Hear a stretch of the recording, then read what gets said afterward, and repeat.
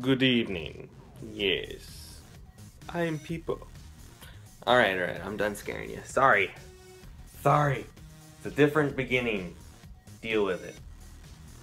Hi guys, people here. So decided to kind of start it off just a little weird. Why not? I mean, gotta have fun sometimes. But so today's TMM is going to be about something that I've been asked about a few times. I've said that I was gonna do it.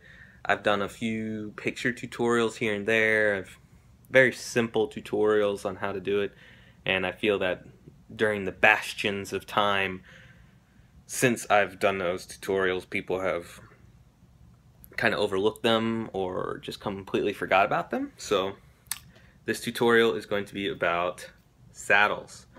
More specifically, how to do just the most basic single saddle, to where the inner lacing here attaches to the outer lacing in the tracks that are on the very outside here.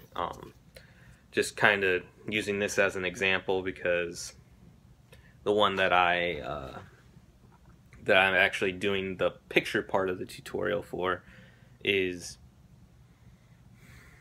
pretty much a surprise, so I can't really show you much of what it looks like, so bear with me on that. But I should make a music video or something like that out of that, huh? But so moving on into the beauty that is Trad Method Monday and getting into the method. We oftentimes want to try and have a bottom or a finish to a traditional.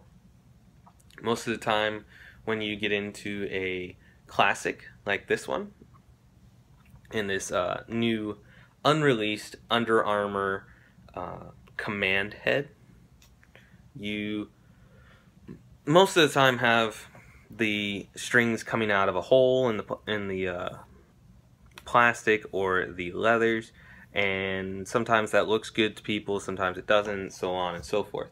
Now, the main idea behind a saddle is that you want to make it a little bit prettier at the bottom of the head, kind of make it a little different.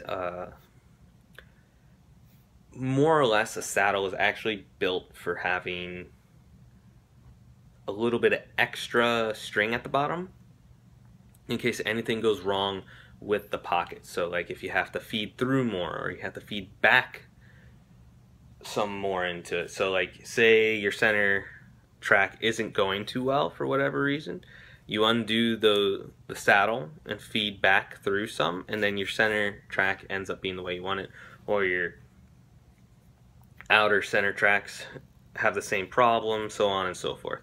But so it has that tendency to be used for that, but nowadays most people only do it for looks, simply because, hey, I don't know how to tie off the bottom, let me do a saddle, or it's gonna look good with a saddle, let me do a saddle.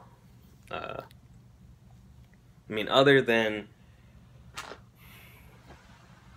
the actual appearance of the saddle on a head, I'm not entirely sure if it ever actually looks like a horse saddle. I mean, I've dealt with horse saddles before, and I gotta say, it looks nothing like a horse saddle, so I don't know where exactly it got its name, other than the fact that when you string up a traditional properly that incorporates a saddle, the ball tends to sit on it, much like your keister sits on a saddle on a horse, or whatever respective animal that you're sitting on that requires a saddle.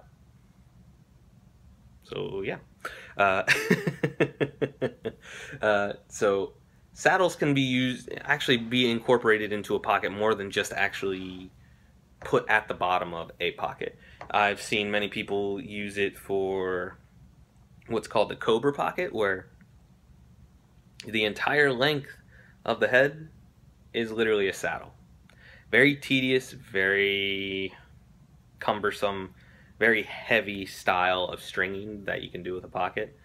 I do not really condone it to being a actually good way of stringing, just because of the weight and everything like that. because if you use non-water resistant material, all it's going to do is make the head really heavy once it starts getting wet. Um, it doesn't really add anything as far as consistency or anything like that. If anything, it kind of makes it smooth. If you actually look up I believe it's called the Fibonacci pita, I think that's how you pronounce it. If you actually pay attention to the top area, it's almost so close together that it might as well be a saddle. And that's supposed to create a smoother feel to it. And that's why most of the time whenever I do a saddle, I try and put it as close to the bottom as possible while leaving a little bit of leather space in order to be able to adjust leather whenever I need to.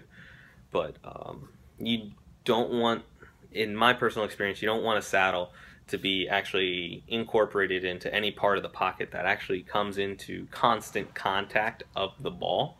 Otherwise it's going to cause the ball to slip.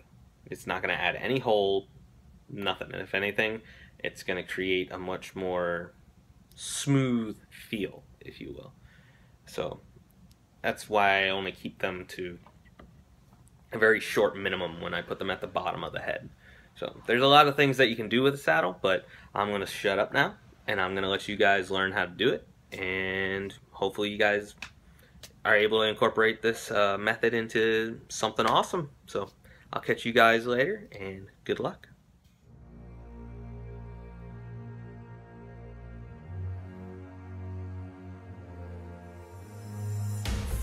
Down, chemical breakdown, get on the front lines, we'll be on in the background. Bloodhounds take a look.